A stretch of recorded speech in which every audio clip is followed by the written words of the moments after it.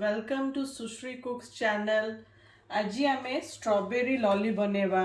तापे मु स्ट्रॉबेरी आनी काली मु फार्म को जाइली से बहुत बढ़िया बढ़िया फ्रेश स्ट्रॉबेरी मिलूला मु धरिकी आसी।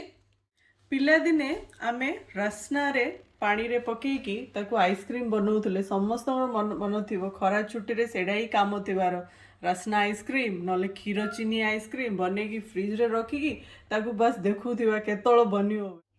से मत आज बहुत मन पड़ता आम पिलादिन आइसक्रीम खाइबार तो बहुत खराब भी ये हो तो मुझे भाविली आज स्ट्रॉबेरी आइस लॉली आम बनवा।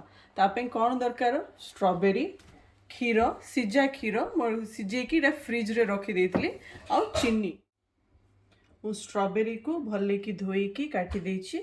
एबे मु सब गुड़ा स्ट्रॉबेरी मिक्सी जार रे पकेली। क्षीर गोटे छोट कप रे हाफ कप नहीं गोटे गोटे फुल बाउल ऑफ स्ट्रॉबेरी पे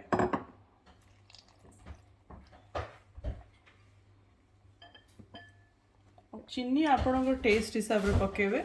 मुझे ब्राउन शुगर यूज करुच्ची और मु गोटे फुल टीस्पून चीनी पकाउची कहीं स्ट्रॉबेरी गुड़ा मीठा अच्छी तो मत बेस चीनी दरकार। देखो मु जार रे क्षीर स्ट्रॉबेरी चीनी पकई देछि। एबे मुझे मिक्सी करके आपन को सांगाने देखंतु मिक्सी हेला जो टिक्के टिक्के सान बिट्स रोजुअल रो से पिला मानु बहुत बढ़िया लगे खाए आइसक्रीम मोल्ड आजिकल सबू जगार मिल जाए।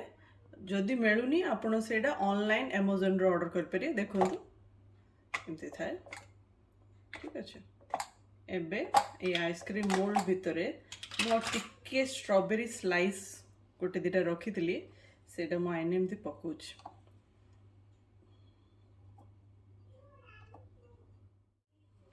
एबे मु से जूस टा को पोर कर देले मोल्ड भितरे।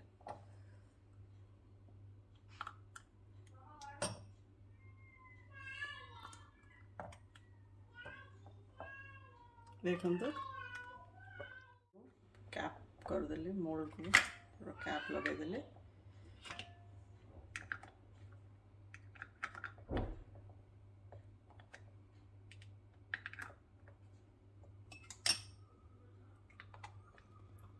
हेला आकु मु फ्रिज रे 8 आवर्स रखी। 8 आवर्स पर मु आपन देखौछि केमती हे जी स्ट्रॉबेरी आइसक्रीम।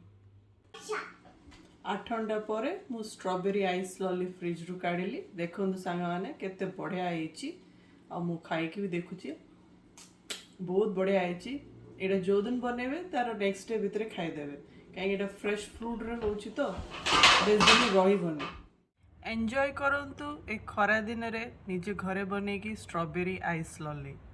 शेयर करंतु लाइक करंतु सब्सक्राइब करंतु बेल बटन को दबांतु कमेंट रे लिखंतु केमती लागिला आपन को स्ट्रॉबेरी आइस लॉली। जय जगन्नाथ नमस्कार।